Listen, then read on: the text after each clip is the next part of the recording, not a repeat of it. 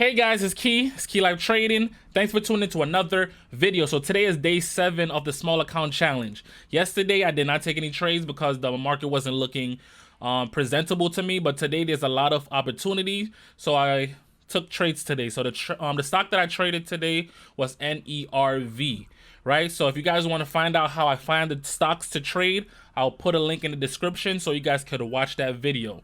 You guys need to find the right stocks to basically trade and make the right moves. So you're basically gonna have a high potential of making some type of profit, right? So today I traded NERV and I traded 2 times and I made about $68 and some change before commission. After commission, it might come to probably 50 something, just guesstimate. But we're gonna jump in, and right now it's moving very rapidly. But I'm done for the day. I'm not taking any more trade. Like I said, base hits and that's it, right? That sounds cool, right? Base hit and that's it. Also in the comment section, tell me if you guys did good today. Did you guys make any money? Did you guys, are you guys struggling? Let me know. Speak to me. Communicate. All right, let's jump on the charts. So the first trade I took was at the price of 614, around 1025. Sorry about that. So like around this area, right? So the first trade I took was at 614. So I took an entry, I think around over here at 614, around here, and I went and took the rip up. The reason why I took this trade was because, one, it was holding support within this price range. So as you can see, the wick came down, tested the low of 587. Then it started making higher lows. This is a indication that there is some buying pressure trying to push it up. So it started to consolidate a little bit, and also I had support from the 9 EMA. As you can see in this candle right here, price action came down, retested this 9 EMA, and then started to bounce up. Once I seen that bounce, I had confirmation that there's a chance or a high possibility that this is gonna go higher. So it started to go up, volume started to increase, and then I took my entry at 614 right here, and then it started to go up, and then it went to a high of 630, and then I seen a big seller, and then I sold my position. So because I seen the big seller around this price, around 630, I sold my position and I got a fill at 620. So that was that's like a 6 cents move. And as you can see, I did the right thing. It started to go up again, and then it failed. So then when I seen this, I started seeing that it's starting, like, momentum is starting to dry up and people is trying to sell. And probably the reason why it's starting to sell off was because we tapped a high of, right here on this candle, a high of 637, and there was some type of resistance at this price range. And as you can see, it tried to retest it on this candle. It went to a high of 635, and it couldn't break. So let me put a line right here. So this was 637, right? So 637, and it could not break that 637. Try to retest it, but it wasn't enough buyers to push it any higher. So it came down.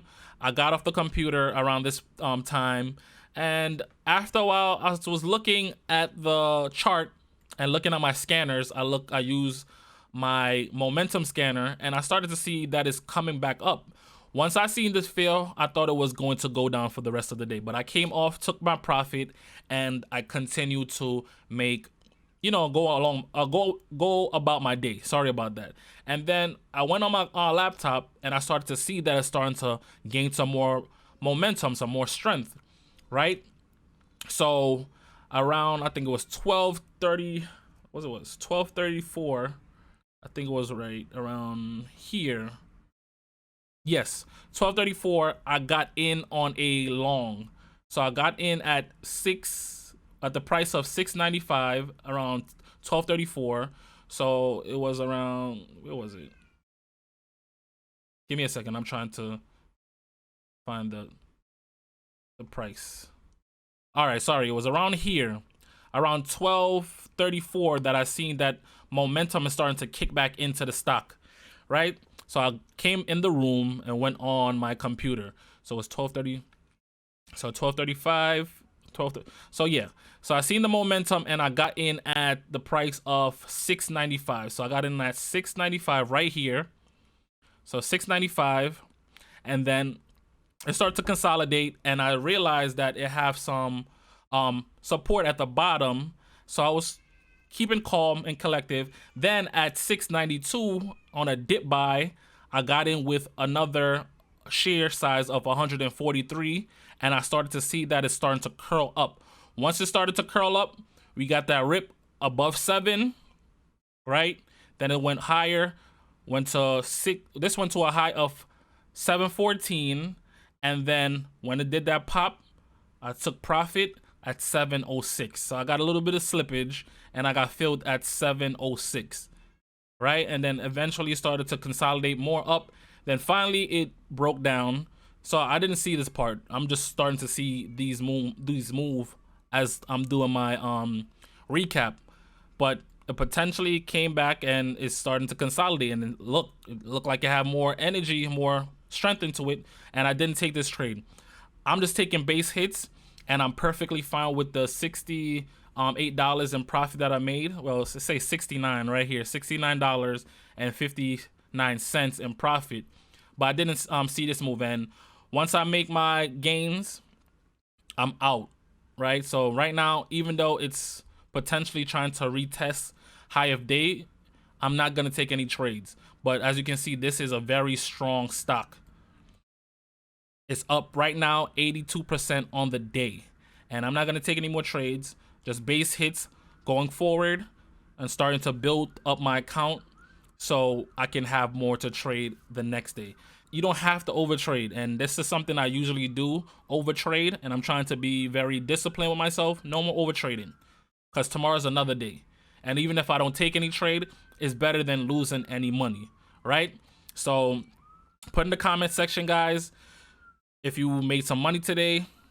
If you want to join the Key Life team, Key Life gang, smash the subscribe button. Thanks for tuning in. See you tomorrow. Hopefully there's some opportunity to trade. It's Key Life Trading. I'm out. Peace.